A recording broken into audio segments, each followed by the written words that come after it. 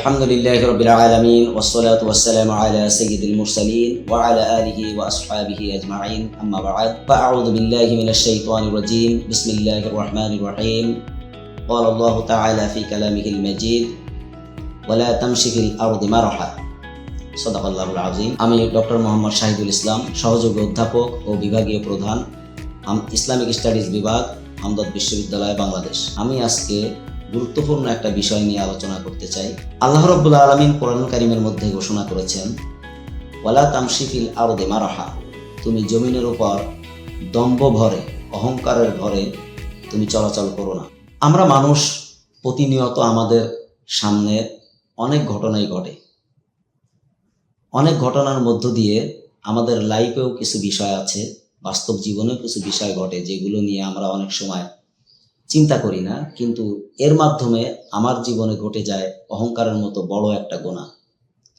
কোনো ব্যক্তি যখন কোনো একটা পদে বসে তখন সে তার পদটাকে নিয়ে অহংকার করতে থাকে।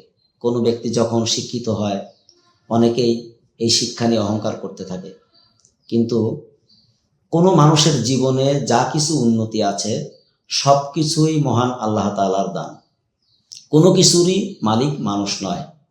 এবং আমাকে আল্লাহ শিক্ষিত করেছেন, আল্লাহ আমাকে বিশ্ববিদ্যালয়ের শিক্ষক বানিয়েছেন, এটা অন্য কাউকে বানাতে পারতেন, কিন্তু উনি তাকে চয়েস না করে আমাকেই যে চয়েস করেছেন এই পদের জন্য, এটা আমার জন্য একটা বড় পাওয়া, যে আল্লাহ অন্য কাউকে সেটা দেননি, আমাকে দিয়েই আল্লাহর কাজটা করাচ্ছেন।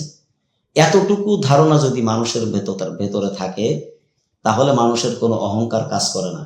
কিন্তু আমাদের ভেতরে, অনেকেরই ভেতরে কোনো কিছু অর্জন করার পরেও এই অর্জনের সবটুকু ক্রেডিট সেই মনে করে তার, অথচ এখানে তার কিছুই না।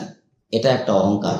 আর আল্লাহ তাআলা এই ছোট একটা অহংকারের কারণে তার সমস্ত কিছু অর্জন ধ্বংস করে দিতে পারেন।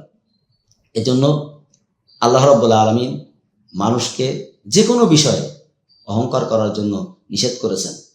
এবং হাদিসে কুদসির মধ্যে আল্লাহ রাসূল সাল্লাল্লাহু আলাইহি ওয়াসাল্লাম বলেছেন যে আল্লাহ তাআলা বলেন, আল কিবরিয়াউ রিদাই, অহংকার হলো আমার চাদর। যদি কেউ এই চাদর নিয়ে টানাটানি করে অবশ্যই আমি তাকে আযাব এবং শাস্তিতে নিপতিত করব।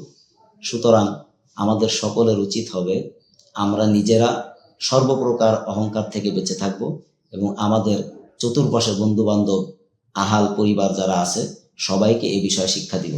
আল্লাহ পাক তৌফিক দান করুন, আমিন। আসসালামু আলাইকুম ওয়া রাহমাতুল্লাহি ওয়া বারাকাতুহু।